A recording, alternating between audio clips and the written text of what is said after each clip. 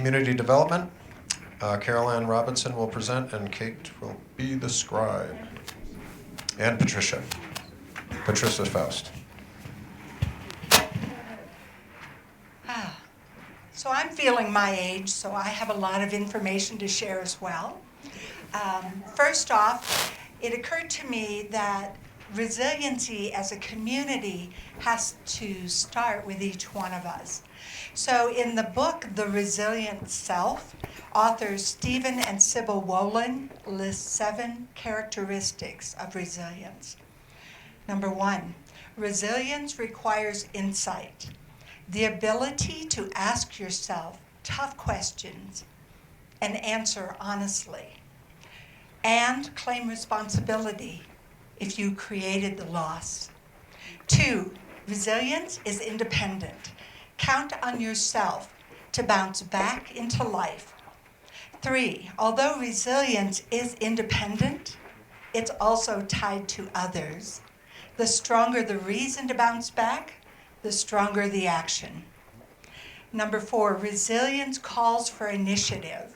Be willing to take the initiative on a problem. 5, resilience has an element of creativity. Look at the situation and creatively determine the best course of action. 6, a resilient person has humor. So take your goals seriously, but include generous portions of laughter and play. And 7, a resilient person has a strong sense of morality. Success must be at the service of others. If you are resilient, there is nothing that can hold you back. So our goal coming out of the conference is to empower groups and fund viable projects as soon as possible. And Patricia, there you go. I'm going to read our evolving mission statement that we worked really hard on because we really came to a point of focus on exactly what we were doing. And I say evolving because the committee as a whole has not approved this yet. So this is what we did in lieu of the last meeting.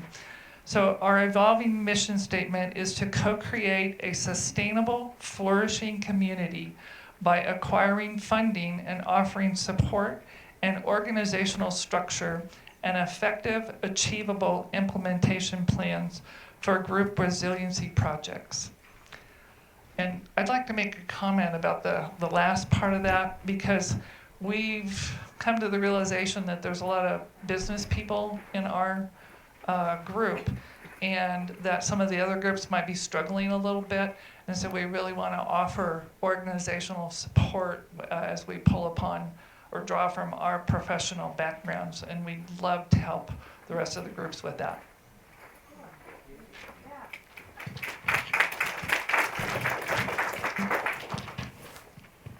So to date, our focus has been looking at types of legal entities, and for the short term, but also for the long term. And they've included a community trust, or a cooperative, or a CDC, which is a community development corporation. And we have looked at the pros and cons. We've had experts come in and talk to us about the 3 options. And 2 of them were Mac Ledgerton and Kevin Wilkins. And Mac is co-founder and executive director of a North Carolina community-based nonprofit. And Kevin is actually the executive director of the SLV Development Resources Group, focused on valley-wide support of economic development. And we actually have a work session sometime in June here to really go deep into what those options are and look at not only the short term, but the long term. Our short-term decision was to continue with Succeed so that we could actively take donations. Thank you to our steering committee and to Succeed as well, and our leading edge techniques for funding our projects. We're actually breaking into subcommittees in our next meeting, and so we'll have grant writing and crowdsourcing and also social entrepreneurship, where you actually use techniques to develop, fund, and implement solutions. So you can actually create projects or products that can help fund what you're doing in your community. So the qualifiers for the projects funded, one of the things we realized is there has to be criteria on which we base a decision as to how much money and what project goes in what order. So we're looking at viable business plans, and again, those are areas where we can be of assistance to the different groups, and also grant criteria and measurables. So those are going to play in as a factor. At what point does it behoove us to hire personnel? We've actually decided to stay with volunteer labor at the moment. So you're very welcome to join the group. Kevin Wilkins reminded us that the majority of the donations actually go to paying someone to kind of like, spearhead the project. So we've decided to wait on that for the moment. The challenges have been work and travel schedules, and we've had meeting agreements, which has been very helpful, but we do need more organizational structure. And what we may need from you is one thing that I know and I love to say, people know me, they know this, many hands make light work. And each person's genius and fostering a group genius is so much fun. And it's so wonderful to see people's ability to bring their gift to the table. So I'm really excited to move forward with that. And of course, we need your time, energy, resource, truth, virtue, and humor. And the truth and virtue, yesterday I was so struck by Satish Kumar's comment that speak the truth sweetly. For truth combined with virtue creates beauty. So, and thank you. So now we're ready for questions.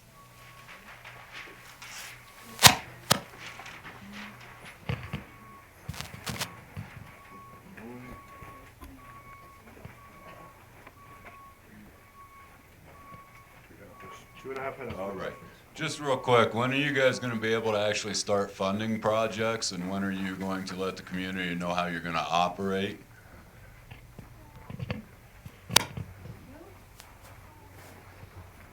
Other questions, comments?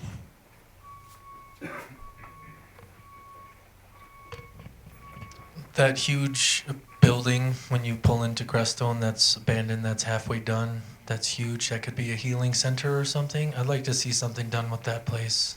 If anybody has an idea of who owns that, if we could tap into that huge resource, if that's even, if I heard the foundation is maybe bad, but using that thing maybe.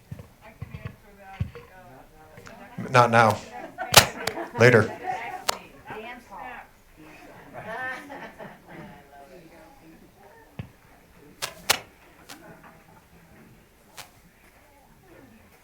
Okay, you must have answered all their questions. Oh. There is a project going on about a community center. I don't know which group respond. Yeah. Are you coordinating with them in terms of activities? Okay. So the community center will be presenting shortly.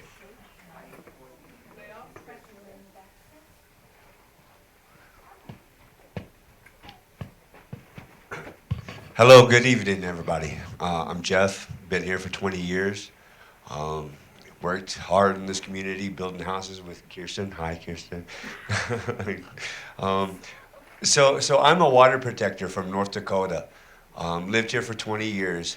Spent a lot of time dealing with the water protectors in North Dakota, at Sacred Stone, where the fire started. I lived there for a purpose, a sole purpose, to bring stability, self-sustainable stability to them with my way of life of a sun dancer for 7 years plus, a Native American person that lives here in our community. I have now donated my property to our water protectors and become a sister church from Sacred Stone. We call it Sacred Crest Stone. Oh. Not only that, but I'm a nonprofit organization with a nonprofit tax identification number, the whole 9 yards, under the chapter of 1992 of Bill Clinton. Thank God for Bill in that time, to give us our way and our right to pray. I am here to donate my property, and have already proceeded to make vegetables, not just for myself, but for all of you. A lot of people want to grow marijuana. They get the munchies. I'm going to sell to that. But at the same time, if you're a family in hard need, don't hesitate. Come and ask me. My name is Jeff. People call me Hefe. People call me Oki Pishni, is my spiritual name. So if you need a box of vegetables to get you through, please don't hesitate. And my property is here for you guys. And I do. And I'm here for all of you. But I need some help too. Hannah Strong has got my business proposal, my tax identification number, and our like-minded individuals that are here from Sacred Stone living with me here in Crestone. And we're here to stand up for our people, for our water. Not only for our water, but for our air.